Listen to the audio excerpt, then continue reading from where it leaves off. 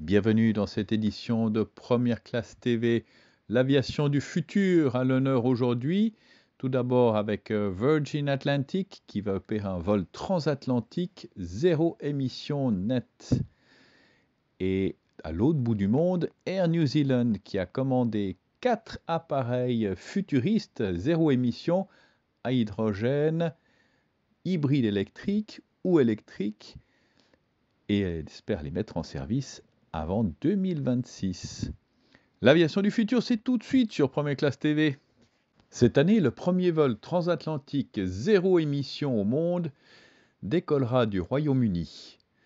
La compagnie aérienne Virgin Atlantic volera avec l'un de ses Boeing 787 entre Londres et New York en utilisant exclusivement du carburant d'aviation durable. La compagnie aérienne a reçu un financement du gouvernement britannique pour le vol afin de démontrer comment le carburant d'aviation durable pourrait remplacer le carburant d'aviation conventionnel.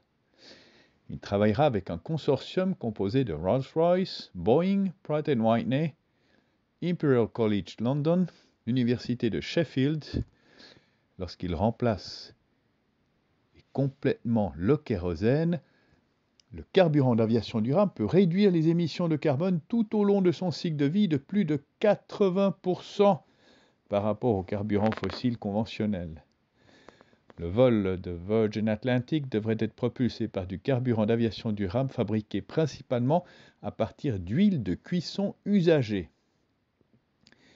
L'utilisation de carburant d'aviation durable à 100% sur ce vol, combinée à l'élimination du carbone par le biais de crédits, un matériau qui piège et stocke le carbone retiré de l'atmosphère, rendra le vol zéro émission net. Pendant des décennies, voler de Londres à New York a symbolisé la capacité de l'aviation à connecter les gens et à stimuler le progrès. Désormais, il sera à l'avant-garde de la réduction des émissions de carbone des vols. Air New Zealand veut faire voler un avion à zéro émission d'ici 2026. Elle vient d'annoncer qu'elle a conclu des accords avec 4 constructeurs différents pour développer un tel avion. Ces accords s'inscrivent dans le cadre d'un projet intitulé Mission Next Gen Aircraft, qui fait partie intégrante de l'objectif de la compagnie de décarboner sa flotte d'ici 2050. Les entreprises avec lesquelles Air New Zealand s'associe sont Eviation, basée dans l'État de Washington, Beta, une start-up du Vermont, Volt Aero en France, et Cranfield Aerospace au Royaume-Uni. La compagnie aérienne a signé une déclaration d'intention de commande avec chaque constructeur pour 3 appareils dans un premier temps, avec la possibilité de commander 20 appareils supplémentaires à une date ultérieure. Chaque constructeur travaille déjà d'arrache-pied sur des avions qui utilisent l'électricité, l'hydrogène vert ou l'énergie hybride pour voler. Eviation a déjà fait voler l'Hélice, un avion régional entièrement électrique. Beta développe un eVTOL appelé Alia 250 qui peut être utilisé pour le transport de passagers ou de marchandises. Volt Aero travaille sur un avion appelé Cassio qui sera doté d'un groupe motopropulseur électrique hybride. Enfin, Cranfield Aerospace travaille à équiper son actuel Highlander à 9 places de la technologie des piles à hydrogène. L'objectif est qu'au moins un de ces avions soit prêt à prendre son envol d'ici 2026.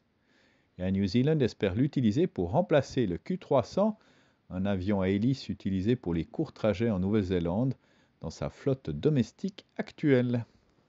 C'est ainsi que se termine cette édition de Première Classe TV. N'oubliez pas de cliquer sur j'aime, de vous abonner, de partager ces vidéos. Nous nous retrouvons la semaine prochaine. Nous irons en Chine. Nous verrons que déjà des succès à l'exportation pour l'industrie aéronautique civile chinoise. D'ici là, bon vol à tous!